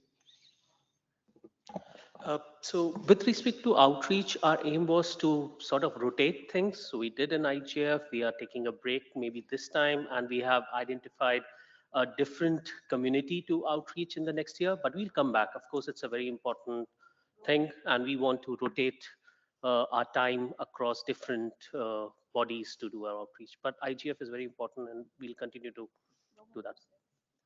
And Roman is of course going, so Right. maybe not from our side. Yeah, if we're talking about participating in Riyadh, there is a submission that we have jointly done with ISOC and ICANN, and we're waiting to hear acceptance.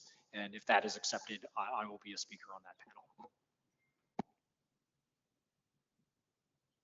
All right. Thank you for the questions. Anything else? Okay. Sounds like that's it. And again, fill out your surveys or give feedback to the IB on your appointments. Have a good night, everyone. Jay, did we get any additional surveys during the IAB? Because we How may are we need to looking? lock the doors if we can't get to the threshold number here. All right, and So we got 6, that's great. 6 more. Thank you. Keep them coming. All right, now I'll hand it off to the LLC.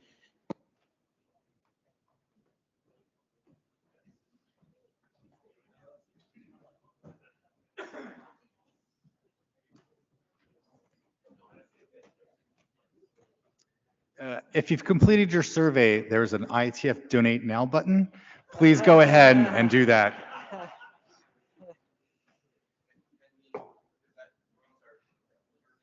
Yeah. All right, so IETF open, LLC open mic. I see we have 2 people in queue. Michael Richardson up first. Oh, one down? Oh, there we go. Okay.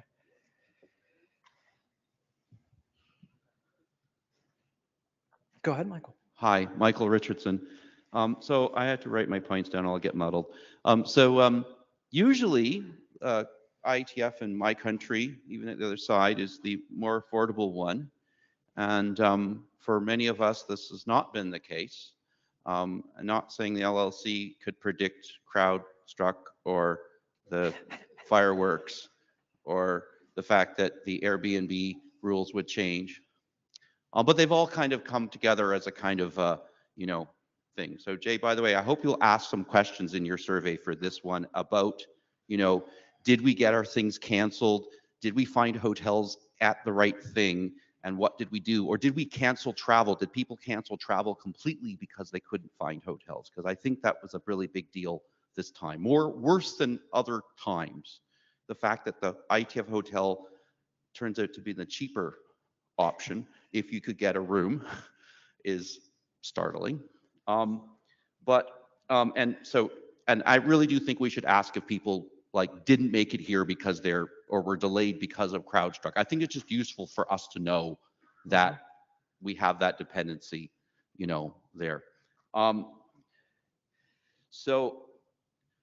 I was very interested, Roman, in your comments about the number of fee waivers, that you've hit a record again.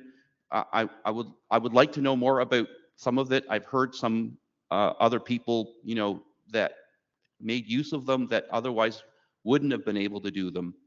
And my impression is that there's a large number of people who are not newcomers to the IETF who suddenly find themselves reorganized into groups that don't care about the IETF. And I think this is applied to quite a number of people, not necessarily new graduates in their normal newcomer list. And so actually my question really for you is, given that, historically meetings we made money on meetings and we funded the secretariat, and then things are no longer that way. Meetings mostly lose money. So the question becomes is, as a group, not just as the IETF LLC, but as the whole industry, can we still afford to do 3 meetings a year?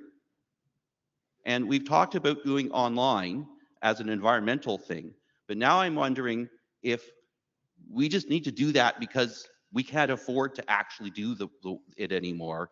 And that I feel almost like we're really imperiling our work, that I'm aware of work that, for instance, has sat in discusses for 3 or 4 months simply because the authors were taken off of IETF work, right?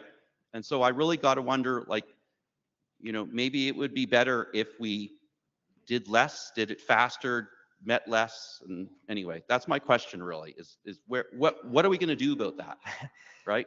Just a small question, nothing Just a big small there, question. right? Yeah, I'm only pretty pondering fundamental. the whole future of the IETF, but maybe that's actually the push that we need to say, you know what, maybe we should have cheaper, less frequent, more intense meetings, right? And, you know, use the internet, right? Yep. I'm happy to Go take ahead. that.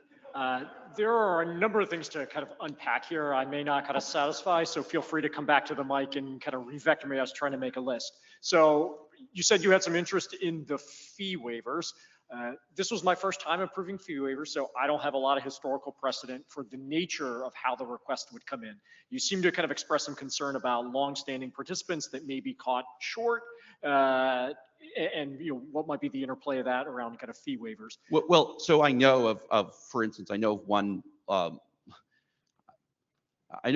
long-standing participant who, you know, whose company wouldn't pay him to be here this week. It wouldn't pay his fee, but, you know, as it turns out, he lives here, kind of, right? And I know he got a fee waiver, and that was really important. And the working group is unstuck, right, for going forward, and that's wonderful, because we were stuck before. So I'm getting the impression that that has been repeated a number of times across things. Maybe they didn't ask for fee waivers. Maybe they figured it out. Maybe they're participating remotely instead. And so my impression is that even though our numbers are way up, my impression is that there's a lot of negative pressure towards doing IETF work that I feel like it's really appeared in the last 6 months, and that it's not like the IETF's not relevant anymore, but like no one can afford to do it anymore. Yeah, so again, I'm going to answer the little question and then try to talk about the bigger question. In having no kind of particular kind of guidance on what to do with the fee waivers, I prioritize people that had previously participated in the IETF. A non-trivial percentage of those that asked, and again, the sample we're talking about 25, were folks that were interested in being in the IETF but previously had not participated. So those that perhaps were in between jobs, lacked kind of corporate support, were at the top of my list, and I may not have been able to get everyone because of my budget, but that was the overwhelming majority in how I applied that budget. And most of those that were declined were in the category of they aspired to participate more in the IETF and they were looking. I think you did the right prioritization. So that is thank you. I mean, that is my intent to continue doing that. To the question of there's a downward pressure kind of spiral, we would need to explore that a little more. As you saw me kind of in the open, like the numbers, the participation numbers don't suggest that there is this downward kind of spiral. We're within the zone of prior kind of participation. As to what do we do about this idea that discusses are not being resolved because funding that didn't occur seems completely untied to meeting participation. We have all sorts of very successful authors that don't even show up at meetings but are putting drafts kind of through. So I think there's more dynamics than actual, the meeting itself that you're trying to kind of surface, and we should potentially talk more. Okay. Or you can vector me in. Well, I'm sort of trying to say that it's not just I can't afford to get to the meeting. It's that it appears to be I'm only going to be able to spend time remotely on the meeting or on my drafts on my vacation because my boss doesn't want me to do them. Not applying to me actually, but because boss says something else is higher priority. And so the fact that it's hard to get to the meeting, that's just a symptom of the lack. Meanwhile, we don't have enough working group chairs. We don't have enough non-com volunteers. We can't fund ADs. Thank you for putting that slide up with the people who were funding ADs, but we still don't know how to, we still have that problem 20 years since my first NomCom, that we can't pick anybody we want. We got to pick somebody who has funding to be essentially a full-time AD.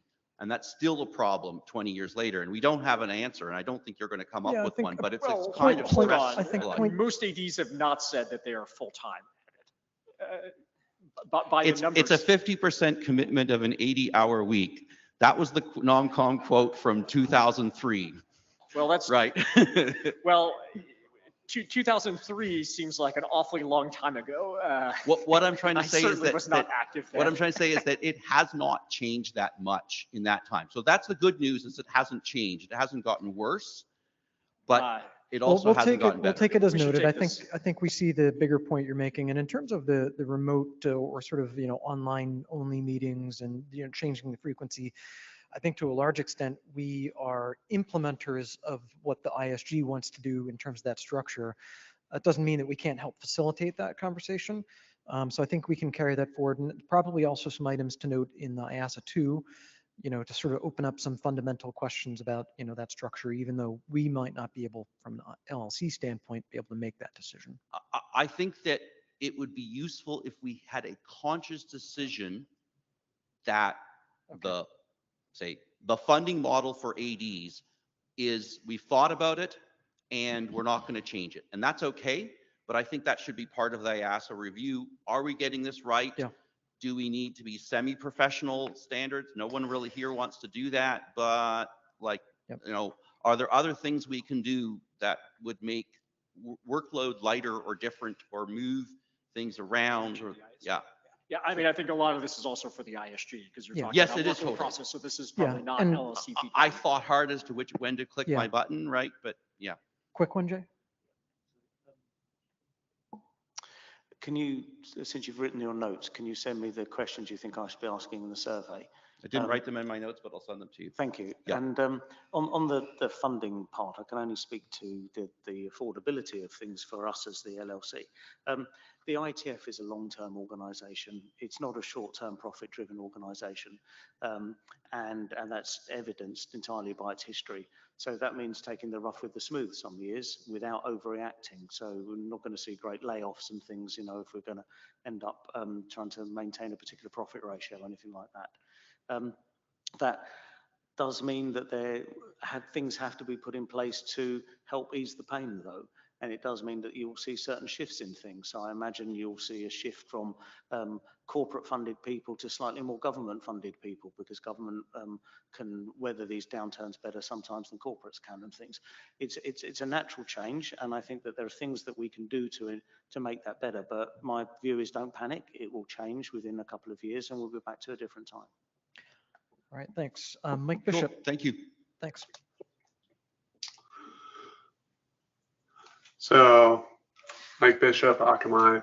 I will echo a couple of the comments about travel disruption. I was one of a couple people that I know of that were planning to be on site and are now remote because we couldn't get there before meetings started. And I decided the meetings were more important than being on the airplane. I am curious if the numbers that were shared at the start are the number of people who actually showed up versus the number of people who registered, and how many people have flipped. And yes, I also agree with Michael before me that we should ask in the survey, did you originally plan to be remote, or were you remote for some other reason that happened, whether it was visa, travel, lodging, like why weren't you in person if you wanted to be? Yeah, so I think we'll take that as noted. Great feedback about the kind of questions we should ask in the follow-up, and try to dig into a little bit more about why was it, a CrowdStrike issue? Was it a, last-minute travel, budget cut, et cetera? And as well, we won't know some of the final numbers until really Friday, because sometimes people registered for the week might not come until later in the week. So some of that, won't be known until, Friday comes around. Thank you. All right, next up, Andrew. Hi, Andrew Campling. I was appalled in Brisbane, well, by two things, the coffee, but that's by the by, by the gender sort of figures, which apologies if I'm misremembering it, but I think we had a low point of 7.6% female participation in Brisbane. Again, apologies if I missed it. I don't think we've had the numbers for here yet. So, but it doesn't feel like we've actually grasped this as something that we actually want to do something about. I mean, various people have acknowledged that it's a problem, but No, I don't think there's anything in plan to do anything. And 7.6% is appalling. It's well below the industry standard. I think RIPE was about 20 something percent. So, which is not great, but it's a hell of a lot better than 7.6. So it would be fantastic to see if, let's take this seriously, let's measure it, let's do something about it rather than just. Well, we acknowledge absolutely it's a take it problem. seriously. We've got, a whole diversity program under which, a bunch of initiatives, including the sisters, are located. We've got funders now for a lot of that stuff where we didn't really before. But it's a tough problem to solve. There's no doubt about that. And part of it goes to the initial funnel of people that begin participating and, how welcome they feel, do they return?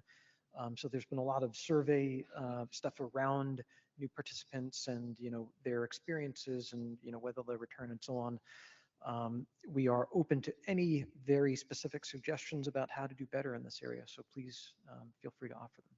But we're going to continue to focus on it. We agree. Thank you. Next up is Bron. Thanks for the coffee comment, by the way. I was actually going to speak about that. We have things like free coffee, lots and lots of snacks all the way through the meeting.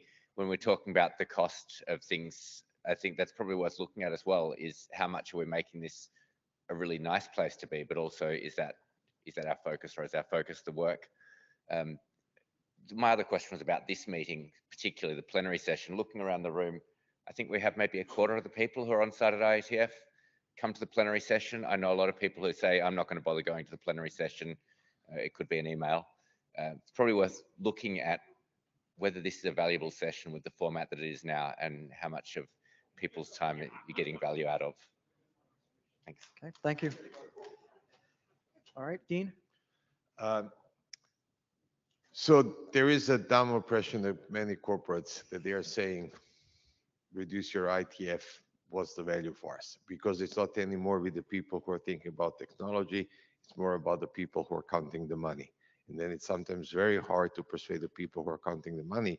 You need some extra budget, because long-term, that will be a good investment, but many people are doing the short-term decisions. One other thing what I would be interested from the survey, you're saying, oh, this many people are participating. It would be interesting to know how many people participate less than 5 times, how many participants are active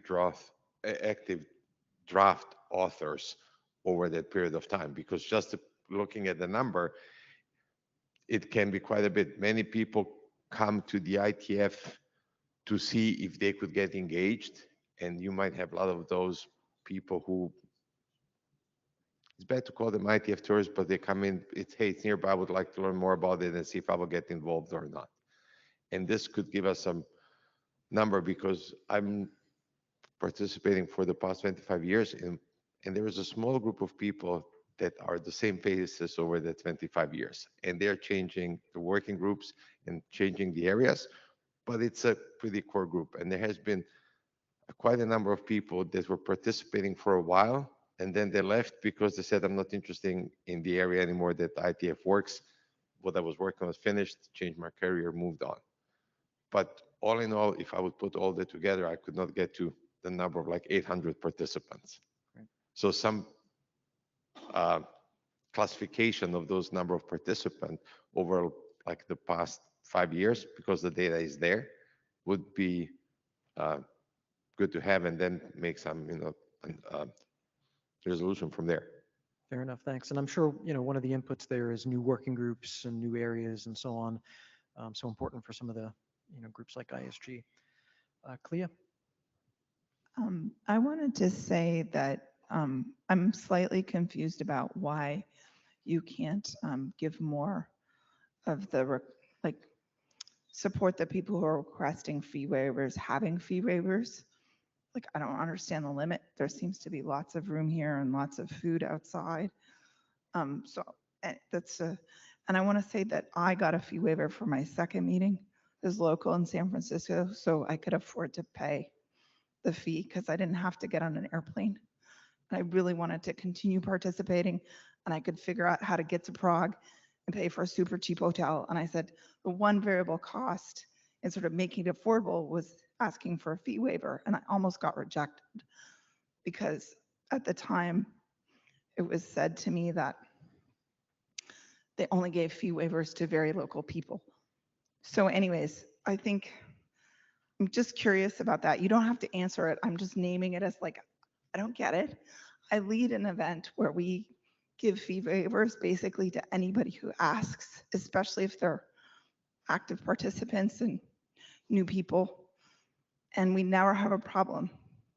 So it's just a question. Okay. And I think if you want to grow this community so that it has longevity, like I look around and I'm like, I'm a young person here and I'm not that young, right? So there's some, how do we think about growing younger participation too? It's not just about gender and it's not just about the rest of the world. It's also like inviting younger folks to be here so this organization sustains itself. Okay, thank you. Mark?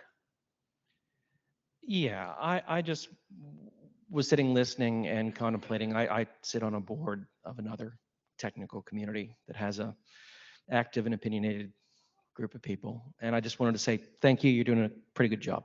So thanks. Thanks.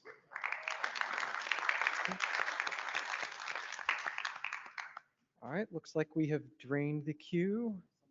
Oh, is there some, oh, sorry, I didn't even see a non-queue participant. Tobias Hiewich, Max Planck Institute for Informatics, speaking for myself. And when I tried to click on the join on-site tool button, it was already 1931 and it wasn't there anymore. That's why I didn't queue. I wanted to re-emphasize the point that we did have a discussion about the cost of attending IETF, followed by a statement that everything is being done to increase diversity within the community. And I'd like to point out that those 2 points, as already said by our colleague over there, are very much related. Because especially if you say things like we are well below industry standard, if you do have additional costs associated in participating in the IETF, which might only be arguing with your boss that it's actually worthwhile to go there, well, you might actually prioritize that when you already are disadvantaged in your job role. So this connection, I think, needs to be further explored also in the context of increasing diversity within the community. Okay, thank you. All right, don't see anything else. Thank you very much, everybody. The session is over. Yay. And remember, you can still give later, even if you filled out the survey. Thank you. That was my line. All right, thank you, everyone, and have a good rest of your evening. And that's the end of our plenary session.